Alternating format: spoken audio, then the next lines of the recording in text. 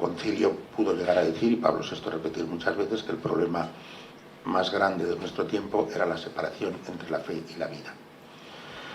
Generalmente en ambientes cristianos hemos entendido esa frase como si fuera una separación moral, o sea, una cuestión de coherencia, que nuestras vidas no son coherentes con nuestra fe, lo cual es verdad. Yo he echado un vistazo a Judas, el libro de Rovirosa, muy rápidamente y muy por encima, pero es verdad que nuestra incoherencia es total y que todos somos incoherentes, todos somos Judas. Hay una anécdota de un amigo mío al que no puedo dejar de hacer reverencia, que no es Pegui sino Bernanos, y hay una anécdota de Bernanos que a mí me agrada mucho, a lo mejor la he contado ya en la vez anterior que nos encontramos. Veo unas sonrisas que dan a entender que sí. Y es que, pero que empalma con Rovirosa perfectamente, pues fue a una parroquia en Francia antes del año 38, cuando se marchó a Brasil, y dijo, le dice al sacerdote, mire, quisiera encargar una misa por un difunto. Y le dice el sacerdote, señor, era conocido, le habían dado el premio Goncourt, escribía en periódicos casi todos los días, y dice, ¿qué es un familiar? Dice, no, un amigo. Dice, pues espéreme un momentito, pasamos al despacho y tal, y se sienta y le dice, ¿me dice por favor usted el nombre de su amigo? Porque tengo que celebrar la misa. Él dijo, Judas Iscariote.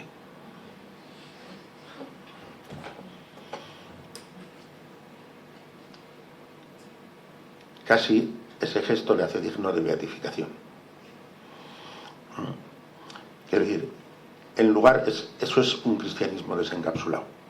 Constituir durante 10 años el partido político, siempre soñando, como soñaba Rovirosa, en que el mundo de la política, el mundo de la economía, estaba en manos de Satanás. Es decir, los laicos tenemos que estar metidos ahí, y en la técnica y en la ciencia, investigando desde abajo pequeñas realidades que fueran realidades germinales de futuro, realidades que los empobrecidos pudieran poner en marcha en cualquier país, donde estuvieran. Sí, ya termino yo con esta cita de Julián.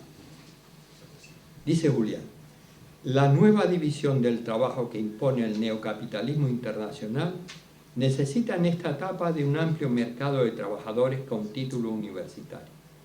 Son los trabajadores del sector servicio, la mayoría universitarios en el norte enriquecido, de los que ya Rovirosa hablaba en terciario en el 63.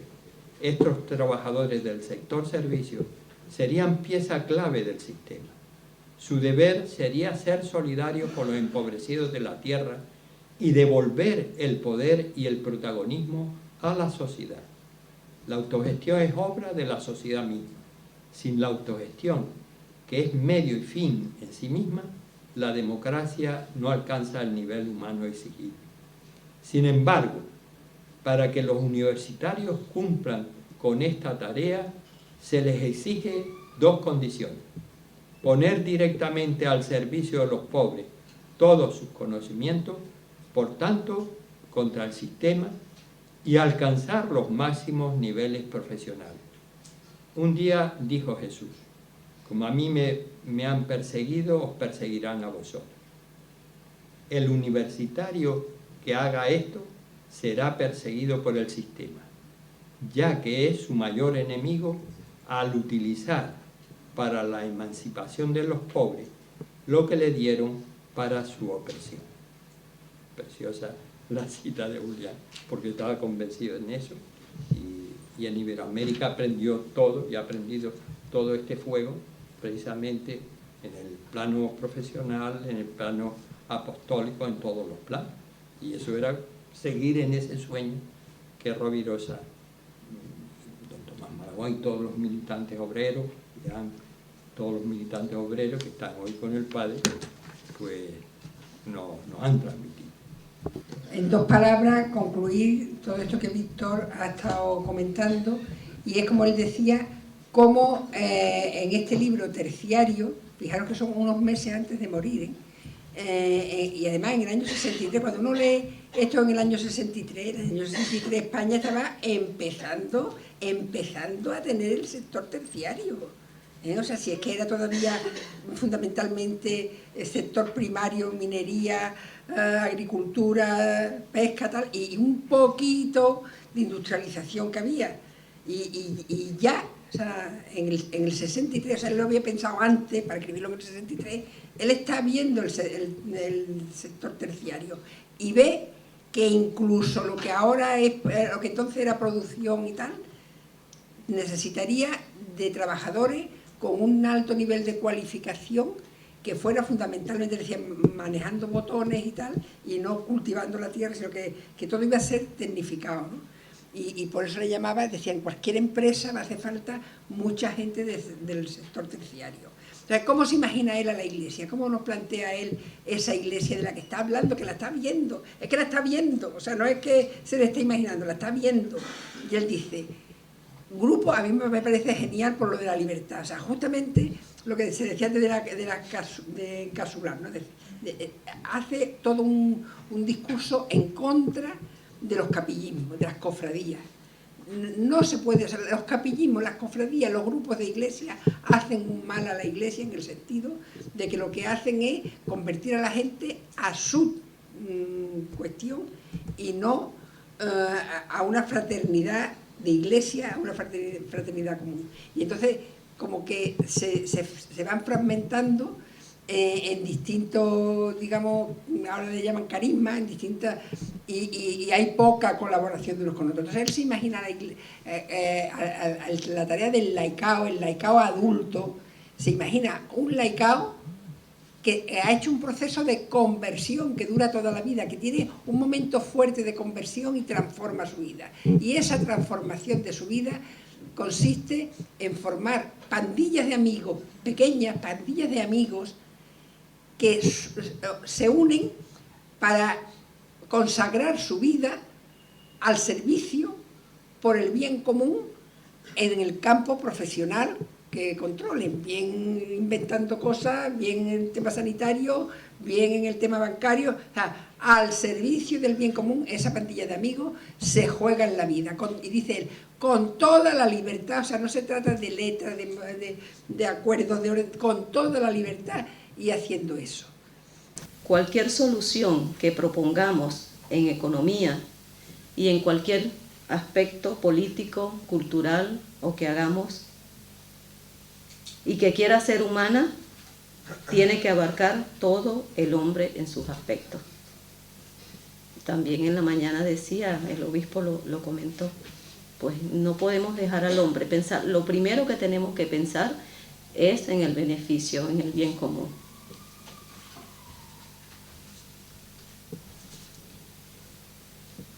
Hemos visto o escuchado en la exposición que nos acaba de hacer Ángela, pues, que Rovirosa hizo un análisis crítico del capitalismo y del marxismo. También analizó el cooperativismo como sistema económico-social capaz de resolver las dificultades y las injusticias de los sistemas actuales. Y afirmó que no ha pasado de lo que podríamos llamar un esbozo. ¿Y por qué? Les digo por qué. Primero, por centrarse en el aspecto material. La gran mayoría de las cooperativas han sido promovidas principalmente para remediar la precaria situación económica de los pobres, dice él. Razones estomacales le llama él. Y cuando han solucionado su problema, pues ya se olvidan, se han quedado allí.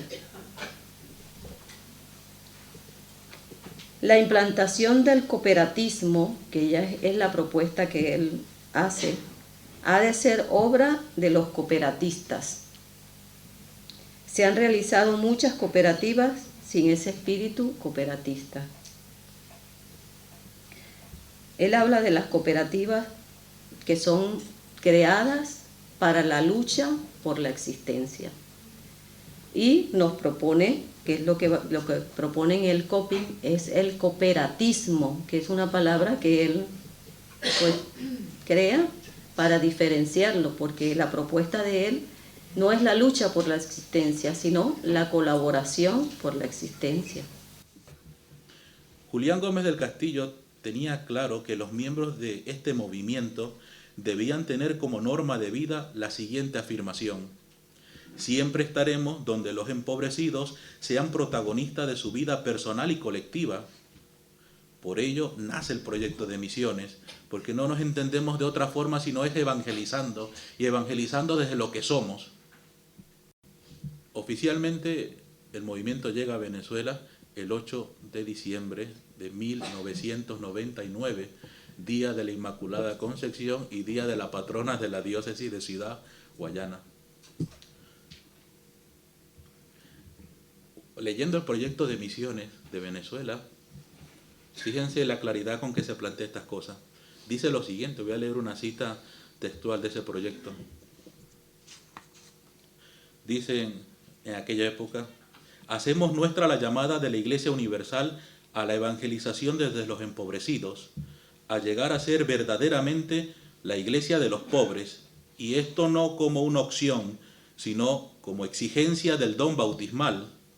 Solo una iglesia que se acerca a los pobres y a los oprimidos, se pone a su lado y de su lado, lucha y trabaja por su liberación, por su dignidad y por su bienestar, puede dar un testimonio coherente y convincente del mensaje evangélico. Bien puede afirmarse que el ser y el actuar de la iglesia se juegan en el mundo de la pobreza y del dolor, de la marginación y de la opresión, de la debilidad y del sufrimiento. Ha sido, pues, el padre Osmel lo decía hace rato, ¿no? Ha sido lo más grande que nos ha llegado por allá. El movimiento llega y va a romper con un ambiente que teníamos. Va a romper con la manera de ver las cosas. Va a romper con una tradición.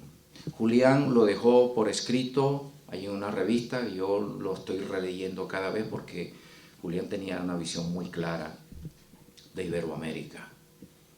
Y él decía, lo que ha pasado en Iberoamérica, la causa mayor de la situación de Iberoamérica, o una de esas, es cómo fue el proceso de evangelización que se hizo en esa tierra. Ahí se hizo un proceso de evangelización en extensión, no en intensidad. Y por eso es que ahí no ha surgido un laicado adulto. Y frente a esa evangelización de extensión, llega el movimiento con una evangelización de intensidad. Intensidad es la formación permanente. Encarnación, espiritualidad de encarnación. Meterse en la vida de la gente, de los pobres. Y que hacerle creer y que la gente tome conciencia de que Dios ha puesto en cada uno de nosotros unas cualidades, unos dones que nos hacen capaces de ser protagonistas de nuestra propia vida. Mi abuelo compartía con Rovirosa la afirmación de que el mejor invento del cristianismo es la madre cristiana. Estoy convencido de que mi abuelo no pensaba solo en su propia madre al afirmar tal cosa, que por supuesto que pensaba en ella, en Lola. También pensaba en la madre de sus hijos, la que había sostenido su propia militancia, sacando a los hijos comunes adelante mientras él iba a dar cursos por España o al extranjero, la que se había ido a Madrid con él a fundar la editorial CIS, la que trabajaba silenciosamente en la cocina o poniendo lavadoras en el aula Malagón Rovirosa mientras los demás asistíamos a cursos o campamentos. Hay una foto de mi abuela trabajando en la cocina de la casa Emaús 2 días antes de su fallecimiento. De mi abuela. No es casualidad que la figura de la madre cristiana sea hoy perseguida por el imperialismo, que la quiere hacer desaparecer. Personalmente creo que la madre cristiana, imitadora de la Virgen María, con su ejemplo de entrega silenciosa, de amor a fondo perdido, como decía mi abuela, con su trabajo inagotable, es la que ha sostenido a la civilización occidental. Y su desaparición es lo que está propiciando el desastre social que estamos viviendo. Julián es evidente que tenía el don de la amistad, ¿no? Como lo ha demostrado se ha demostrado a lo largo de este encuentro, y por eso fue capaz de crear una gran pandilla de amigos en el entorno donde estuvo, que ya hemos visto, y también en Iberoamérica, que nos lo han mostrado nuestros amigos, ¿no? Su vida solidaria, basada en su unión con Cristo, la Iglesia de los pobres, fue de una fecundidad increíble. Y de ahí están la amistad y las obras que de ahí salieron, ¿no? Pero Julián, y aquí ya con esto, aunque sea un poquitín, me gustaría terminar, Julián no es un recuerdo del pasado glorioso, ¿no? Ha sido una semilla que prenderá y ha aprendido en futuras generaciones, y como ejemplo lo hemos visto aquí en los testimonios que nos han precedido. Sí, amigos, la amistad de Julián con el Señor, que se inició con su conversión y su bautismo en la parroquia de San Lorenzo de Peñacastillo, donde vamos a celebrar la Eucaristía final de este encuentro entrañable, sigue dando muchos frutos. Los nuevos grupos de iniciación, que aquí en España y en Venezuela esta semana hemos tenido noticia de ellos, aquí tenemos es el nuevo grupo de iniciación de la militancia en Ciudad Guayana, y la inmensa alegría que tiene la partida de la próxima semana de nuestros amigos para Venezuela, ¿no? O sea, para Perú, perdón. Y estamos seguros de la intersección de Rovirosa y Julián para que eso haya sido posible.